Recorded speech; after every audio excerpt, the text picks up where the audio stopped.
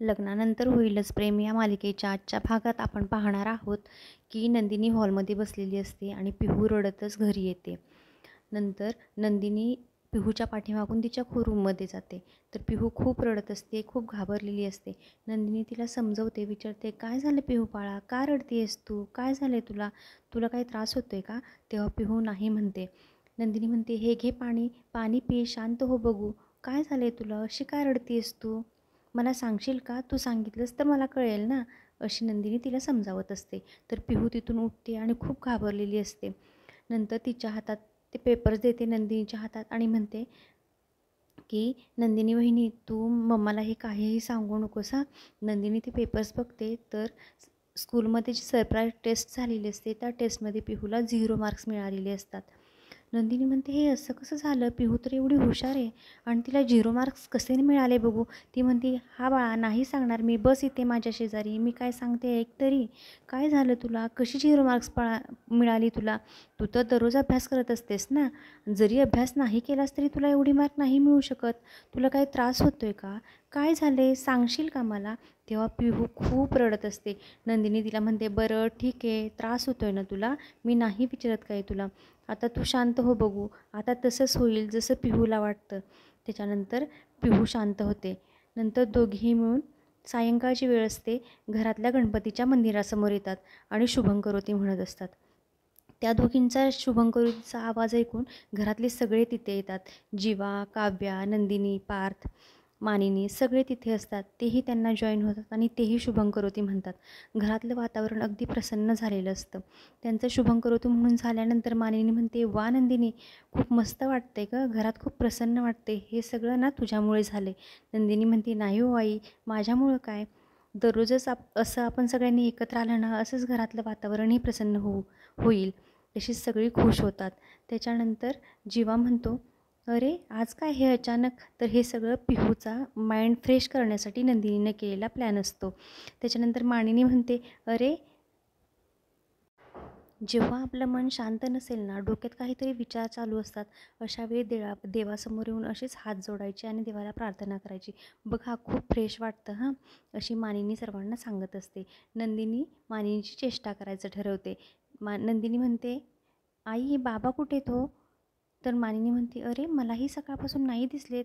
तेव्हा काव्या म्हणते, काकू तुम्ही बाबांना फोन करून बघा ना, बाबा कुठे गेलेत. नंतर ही चौघेही जण काव्याच्या रूममध्ये येतात, कारण त्यांना मानिनी आणि विक्रमच्या ॲनिव्हर्सरीचा सरप्राईज प्लॅन करायचा असतो म्हणून. त्याच्यानंतर ती घरी त्यांच्या रूममध्ये येतात आणि पिहूला म्हणतात, पिहू सांग बरं, तुझ्या डोक्यात काय चाललं आहे, काय आयडिया आहे तुझ्या डोक्यात, आम्हालाही समजू देत ना. तेव्हा नंदिनी पार्थला आणि जीवाला खुणवून सांगते पिहूकडे बघून, की पिहूचा माइंड फ्रेश करायचा असतो त्यांना. तेव्हा ती दोघंही म्हणतात, सांग पिहू काय आहे तुझ्या डोक्यात, आम्हालाही कळू दे. पिहूचा मूडही खूप फ्रेश झालेला असतो. पिहू म्हणते, आपण ना पार्टी करूया, विक्रम काकांना पार्टी खूप आवडते, नंदिनी काकूला नाही आवडत पण विक्रम काकांना खूप आवडते, तर आपण ना पार्टी करूया. आणि सगळ्यांचं मिळून प्रत्येकाच्या मनाचा विचार करून त्यांचं प्लॅनिंग चाललेलं असतं. तर पार्थ म्हणतो, तुम्ही दोघी ना जेवणाचं बघा, आम्ही दोघं डेकोरेशनचं बघतो, असं सांगून ते एक लिस्ट बनवायला घेतात आणि पूर्ण लिस्ट तयार करतात. पिहू सांगते, आपण ना त्या दोघांच्या मित्रमैत्रिणींनासुद्धा बोलवूयात आणि आपण त्यांच्यासाठी काहीतरी गेम प्लॅन करूया. असं करून त्यांचं पूर्ण प्लॅनिंग झालेलं असतं. तोपर्यंत दरवाजाचा टक टक असा आवाज येतो. सगळे म्हणतात, कोण आलं असेल बरं, मानिनी आले की काय, म्हणून सर्वजण घाबरतात. म्हणून ते काय करतात, ते पिहूला म्हणतात, पिहू तू दरवाजा उघड, आम्ही लपून बसतो. आणि ही चौघंही दरवाजाच्या पाठीमागे लपून बसतात. पिहू विचार करते की वसुआत्या तर आली नसेल ना, ती आली तर कसं होईल, म्हणून ती थोडी घाबरते आणि दरवाजा ओपन करायला जाते. तिने दरवाजा उघडते तर समोर असते तर ती वसुमावशी. त्या वसुमावशीला बघून पिहू एवढी घाबरते की तिला अक्षरशः घाम फुटतो आणि ती तिथे अजिबात थांबत नाही. ती तिथे निघून डायरेक्ट तिच्या रूममध्ये जाते. वसुत्याला बघून पिहू एवढी का घाबरली असेल, या गोष्टीचा विचार नंदिनी करत असते.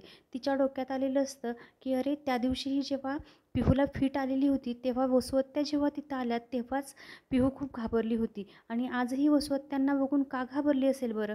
नंदिनीच्या डोक्यात शंकेची पाल चुकचुकते आणि नंदिनी ही म्हणते, मला थोडंसं काम आठवलं आहे तर मी येते, तुम्ही कंटिन्यू व्हा म्हणून, आणि नंदिनी तिथून निघून जाते.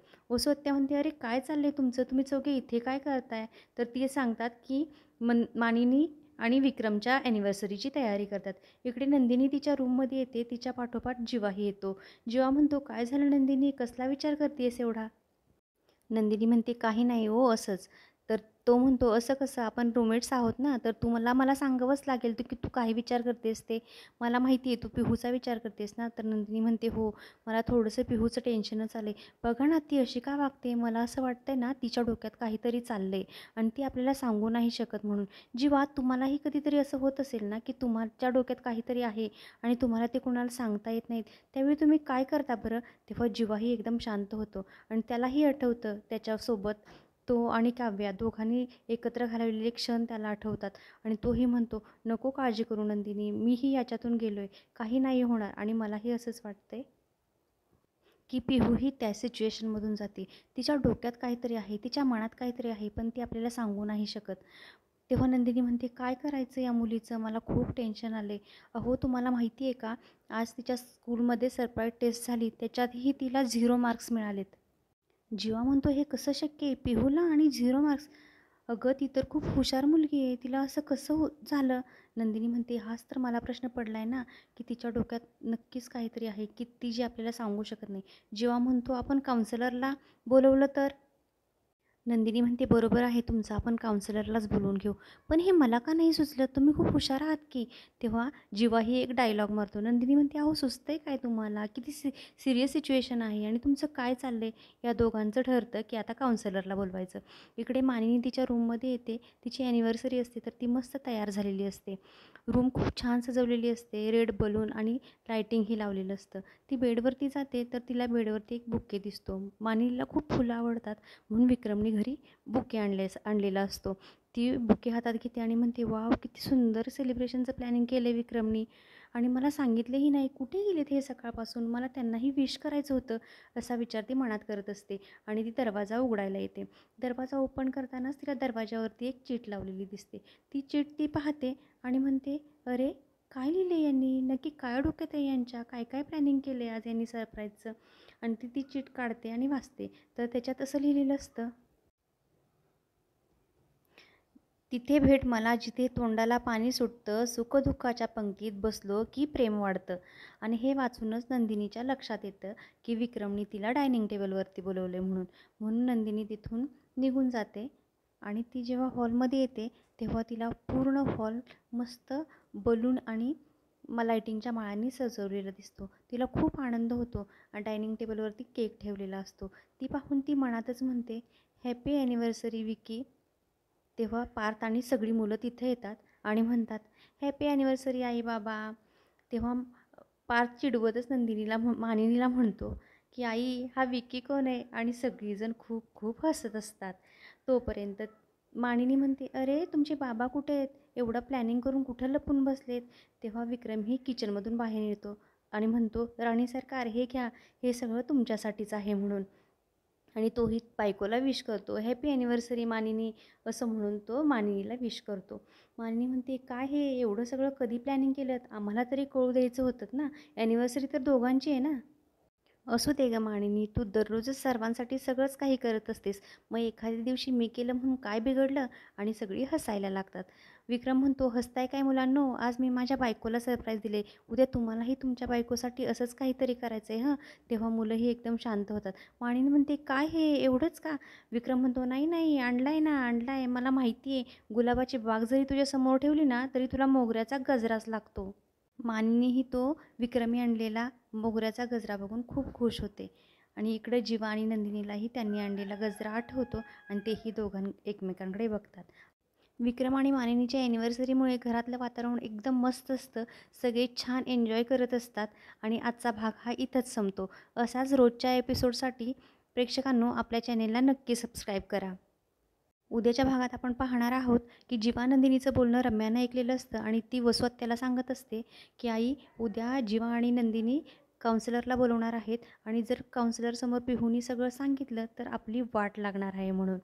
आणि इकडे विक्रम आणि मानिनी यांच्या सेलिब्रेशनमध्ये विक्रम मुलांना सांगत असतो की, "अरे, उद्या फ्रेंडशिप डे आहे आणि मीही फ्रेंडशिप बँड आणलेत, तर तुम्ही चौघांनीही एकमेकांना फ्रेंडशिप बँड बांधा आणि तुमच्या आयुष्याची नवीन सुरुवात करा म्हणून."